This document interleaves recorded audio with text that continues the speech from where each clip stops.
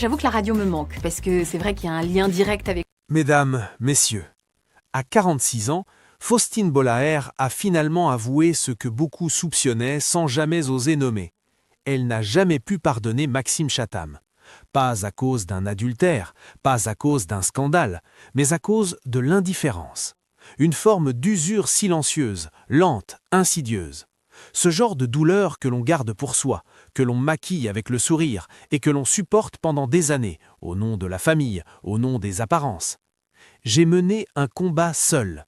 Ces mots, prononcés à demi-mot, résonnent aujourd'hui comme un cri étouffé trop longtemps ignoré. En 2025, après 13 années de mariage, Faustine Bollaert et Maxime Chatham annoncent leur séparation. Sans fracas, sans plainte, sans accusation. Une rupture élégante. Mais derrière cette façade maîtrisée, un abîme. Pourquoi maintenant ? Pourquoi ce silence si longtemps gardé éclate-t-il aujourd'hui ? Qu'est-ce qui a véritablement brisé ce couple en apparence si harmonieux, si complice, si respecté ? Et surtout, que veut dire ne pas pouvoir pardonner quand l'autre n'a peut-être même pas compris qu'il avait blessé ? Pendant plus d'une décennie, ils ont incarné l'union parfaite entre deux univers. Faustine Bollaert, animatrice lumineuse et rassurante, visage familier des après-midi de France 2, et Maxime Chatham, auteur à succès de thrillers sombres et envoûtants. Deux mondes que tout semblait opposer, mais qui, réunis, formaient un duo aussi fascinant qu'insaisissable. Leur mariage en 2012 avait ému la presse, mais surtout séduit un large public qui se reconnaissait dans cette fusion entre culture populaire et exigence littéraire. À l'écran, Faustine est chaleureuse, empathique, profondément humaine. Dans des émissions comme Ça commence aujourd'hui, elle écoute, elle soutient, elle tend la main. Une présence qui apaise. Dans la sphère privée, elle a toujours protégé son couple, ne s'exposant que par touches subtiles, une photo en vacances, un mot tendre en interview, jamais plus.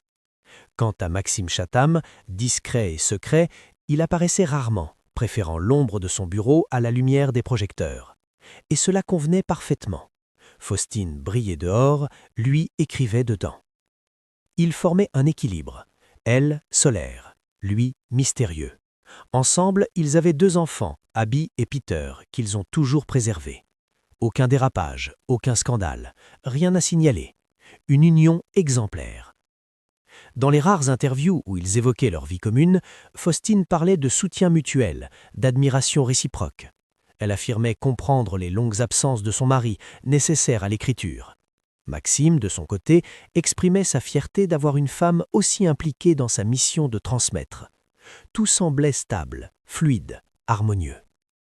Leur maison, souvent décrite comme un havre de paix, était située en périphérie de Paris. Un cadre propice à l'inspiration de l'écrivain et à la sérénité d'une mère de famille engagée. Ils y menaient une vie paisible, loin de l'agitation médiatique. Mais avec le recul, certains détails interpellent. L'enthousiasme dans les mots de Faustine avait progressivement laissé place à des formules plus mesurées. Dans une entrevue donnée en 2022, elle déclarait « Il m'arrive d'avoir besoin de silence, moi aussi ». Une phrase anodine, mais lourde de sens pour qui connaît son tempérament. Les absences de Maxime devenaient plus longues, les tournées plus fréquentes, les dédicaces, les salons, les rencontres. Faustine, elle, restait, assurait, gérait. Pourtant, le couple continuait de projeter une image de solidité. Ils n'étaient pas de ceux qui exposent leurs différends sur la place publique. C'est cette maîtrise de la communication qui rend leur rupture d'autant plus déstabilisante, car elle ne s'accompagne pas de fracas, seulement d'un vide, d'un message discret et d'un constat glacial. Ils ne sont plus ensemble. Aux yeux du public, la surprise fut totale. À aucun moment on n'avait perçu de tension flagrante, de malaise visible. Ce silence, cette élégance dans la séparation, a paradoxalement soulevé plus de questions qu'il y avait eu scandale. Ce couple que beaucoup admiraient pour sa discrétion et sa complémentarité s'est éteint dans la même retenue qu'il avait toujours cultivée. Et c'est précisément cette pudeur, cette absence d'explication officielle qui nourrit aujourd'hui le besoin de comprendre. Comment un duo aussi complémentaire, aussi respecté, a-t-il pu s'effondrer sans un bruit ? Était-ce vraiment soudain ? Ou les signes étaient-ils là, dissimulés derrière les sourires, les interviews et les apparitions contrôlées ? L'été 2024 marque un tournant discret mais décisif. Faustine Bollaert, d'ordinaire si pudique sur sa vie privée, se montre tout à coup seule. Lors de vacances estivales, elle poste quelques clichés en compagnie de ses 2 enfants, Abby et Peter. Aucun signe de Maxime. Les habitués des réseaux sociaux, souvent prompts à remarquer le moindre détail, s'interrogent. Mais Faustine ne laisse rien transparaître. Elle sourit. Elle entoure ses enfants de tendresse. Elle parle de repos, de recentrage. Et pourtant, un mot réapparaît régulièrement dans ses publications. Se retrouver. À la rentrée, lors d'un événement parisien où elle apparaît seule, les journalistes s'étonnent. Elle répond, presque en s'excusant, « Je suis ici en tant que maman, et ça me va très bien ». Une phrase douce mais tranchante, qui sonne comme une frontière posée. Une autre barrière dressée entre elle et un monde conjugal qui, lentement mais sûrement, s'efface. Faustine ne crie pas, elle ne s'effondre pas en public. Elle glisse subtilement des indices que seuls les plus attentifs peuvent capter.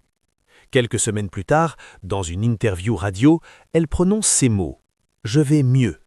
Une formule simple, pourtant dans sa bouche, elle prend une profondeur insoupçonnée. Car pour aller mieux, il faut avoir été mal. Et si Faustine va mieux, c'est qu'elle sort d'un tunnel dont personne ne soupçonnait l'existence. Ce tunnel, c'est celui de la solitude à 2. Le type de douleur qu'on ne voit pas, qui ne fait pas de bruit, qui ne laisse pas de traces visibles, mais qui ronge, lentement, sournoisement. Maxime Chatham, de son côté, semble absorbé dans une spirale professionnelle. Il enchaîne les publications, les signatures, les salons. Ses fans le suivent, ses livres se vendent, il est dans son élément. Mais à quel prix ? Ce que Faustine dévoile à demi-mot, ce n'est pas une trahison brutale, ni une dispute irréversible. C'est bien plus cruel. L'absence dans la présence. Le silence à table. Le regard fuyant. L'impression constante de ne plus être vue, de ne plus exister. Dans son entourage proche, certains amis racontent qu'elle faisait tout pour préserver l'équilibre. Les repas en famille, les week-ends organisés malgré les absences, les efforts pour maintenir la flamme dans un quotidien dévoré par le travail de l'autre. Mais peu à peu, Faustine s'est fatiguée de devoir porter seule un lien qu'elle était la seule à vouloir préserver. Ce n'est pas une explosion, c'est une lente érosion, un effritement imperceptible. Et c'est peut-être cela le plus douloureux. Car comment accuser quelqu'un de ne pas aimer quand il est simplement ailleurs ? J'ai mené un combat seul pour une équipe de 2, aurait-elle confié en privé à une amie journaliste. Cette phrase résume à elle seule l'injustice ressentie. Car Faustine n'a jamais voulu partir. Elle a attendu, espéré, persisté, jusqu'à comprendre que son combat n'avait pas de spectateurs, ni de partenaires. Cette période, qu'elle décrit aujourd'hui comme une traversée silencieuse, a profondément ébranlé son identité. Elle, l'animatrice souriante, la mère présente, la femme forte, s'est retrouvée face à elle-même, face à une relation qu'elle n'avait plus les moyens d'alimenter seule. La fatigue émotionnelle, l'usure psychologique, les larmes que l'on retient devant les enfants, voilà ce qu'elle a dû endurer jour après jour. Et quand enfin elle a décidé de partir, ce n'était pas dans la colère, ce n'était pas pour punir, mais pour survivre, pour exister à nouveau, pour montrer à ses enfants qu'on peut choisir de ne pas souffrir en silence, et surtout qu'on peut dire stop à l'indifférence, même quand elle vient d'un être aimé. Il ne s'agit pas ici d'une faute évidente, mais d'un drame moderne, celui des couples qui s'aiment sans plus se regarder, qui vivent ensemble sans plus s'écouter, et qui finissent par devenir étrangers, dans leur propre maison. Quand Faustine Bollaert a décidé de rompre, elle n'a pas publié de communiqué long et larmoyant. Elle n'a pas accordé d'interview exclusive à un magazine People. Elle n'a pas non plus vidé son sac sur un plateau télé. Non, elle a simplement choisi de se taire. Ce silence, certains l'ont pris pour une fuite, d'autres pour un calcul. Mais à y regarder de plus près, il s'agissait d'un choix conscient, réfléchi, presque philosophique, une façon de se protéger, de protéger ses enfants, et malgré tout, de protéger l'homme qu'elle avait aimé. Car même dans la rupture, Faustine est restée fidèle à ses principes, Ne pas salir, ne pas blesser, ne pas humilier. Elle savait que toute parole pouvait être transformée, amplifiée, déformée.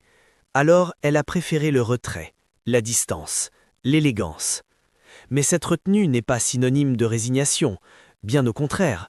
Dans l'ombre, Faustine reconstruit, pas à pas. D'abord pour ses enfants, Abby et Peter, qu'elle continue d'élever avec une tendresse infinie. Ensuite pour elle-même, cette femme qu'elle avait parfois oubliée en tentant de sauver un couple qui ne respirait plus. Elle a repris le sport, revu certaines amies de longue date, redécouvert des plaisirs simples, lire un livre, pour elle, et non pour comprendre l'univers d'un autre. Partir seule quelques jours, sans justification. Se lever le matin sans attendre un message, une attention, une présence fantôme. Et c'est là que le regard change, car ce n'est pas seulement une rupture conjugale, c'est un acte d'affirmation de soi. Faustine n'a pas fui un homme, elle a fui une existence dans laquelle elle ne se reconnaissait plus. Elle s'est choisie, enfin. De son côté, Maxime Chatham n'a fait aucun commentaire public. Pas de démenti, pas de justification, peut-être par pudeur, peut-être par incompréhension, ou peut-être justement par continuité, celle d'un homme absorbé par son univers intérieur, éloigné des turbulences affectives, incapable de formuler ce qui s'effondrait sous ses yeux. Il n'y a pas eu de dispute, pas de division publique des biens, pas d'avocat médiatique. Leur maison, autrefois foyer d'inspiration et de stabilité, est restée un lieu privé, inviolé par les caméras. Faustine a gardé le contrôle de son image, comme elle l'a toujours fait. Ce choix du silence est devenu paradoxalement une forme de déclaration, une déclaration de force, de dignité. Elle aurait pu parler, elle aurait pu accuser, elle ne l'a pas fait. Et c'est précisément pour cela que tant de femmes se sont reconnues en elle. Dans cette société où tout s'expose, où la douleur devient contenu, où les ruptures se transforment en story, Faustine a fait l'inverse.